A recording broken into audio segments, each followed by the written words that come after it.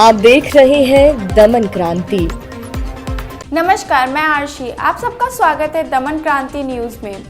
आइए एक नजर डालते हैं आज की बड़ी खबरों पर।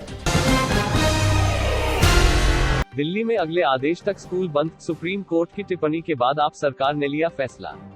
वायु प्रदूषण को लेकर बृहस्पतिवार को हुई सुनवाई के दौरान सुप्रीम कोर्ट की फटकार के बाद दिल्ली सरकार ने अगले आदेश तक स्कूलों को बंद करने का ऐलान किया है। बृहस्पतिवार को दिल्ली एनसीआर में वायु प्रदूषण की स्थिति को लेकर सुप्रीम कोर्ट ने सख्त टिप्पणी करने के साथ स्कूलों को खोलने पर सवाल उठाए थे। इस पर माना जा रहा था कि दिल्ली सरकार वायु प्रदूषण और कोरोना के नए ओमिक्रॉन वेरिएंट के मद्देनजर स्कूलों को बंद करने का ऐलान कर सकती है और ऐसा ही हुआ। दिल्ली के पर्यावरण मंत्री गोपाल राय ने सुप्रीम कोर्ट की टिप्पणी के कुछ देर बाद ही स्कूलों को अगले आदेश तक बंद करने का ऐलान कर दिया। दिल्ली एनसीआर में बदला मौसम का मिजाज, कुछ इलाकों में हल्की बूंदाबांदी शुरू।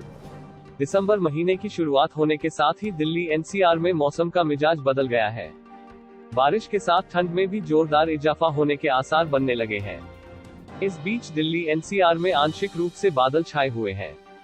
नोएडा और दिल्ली के कुछ इलाकों में हल्की बूंदाबांदी हो रही है। उधर भारतीय मौसम विज्ञान विभाग के पूर्वानुमान के अनुसार पश्चिमी विक्षोभ की सक्रियता के चलते अगले एक सप्ताह तक दिल्ली एनसीआर में बारिश हो सकती है, कभी तेज तो कभी धीमी। अब तक राज्यों को मिली 138 करोड़ कोरोना वैक्सीन, केंद्र से बूस्टर डोज की मांग। देश के सभी राज्यों और केंद्र शासित राज्य में अभी तक 138 करोड़ लोगों को कोविड-19 की वैक्सीन दी गई है। यह जानकारी स्वास्थ्य एवं परिवार कल्याण मंत्रालय ने गुरुवार सुबह दी।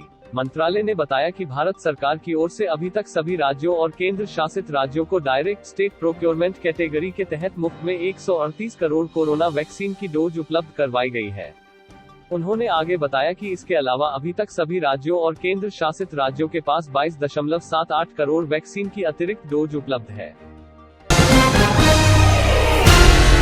ओमिक्रॉन के खतरे के बीच भारत में बूस्टर डोज की तैयारी, सीरम इंस्टीट्यूट ने सरकार से मांगी इजाजत।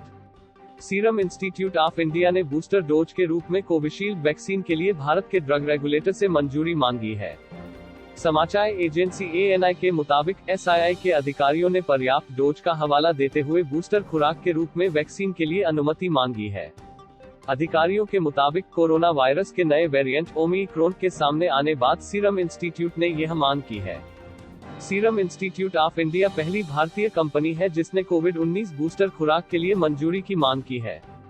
केंद्र सरकार ने संसद को यह भी सूचित किया है कि टीकाकरण पर राष्ट्रीय तकनीकी सलाहकार समूह और कोविड-19 के लिए वैक्सीन प्रशासन पर राष्ट्रीय विशेषज्ञ समूह बूस्टर खुराक पर वैज्ञानिक साक्ष्य पर विचार कर रहे हैं।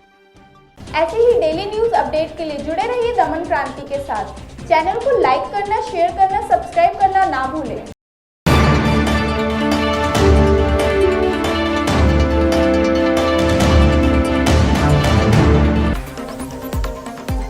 आप देख रहे हैं दमन क्रांति।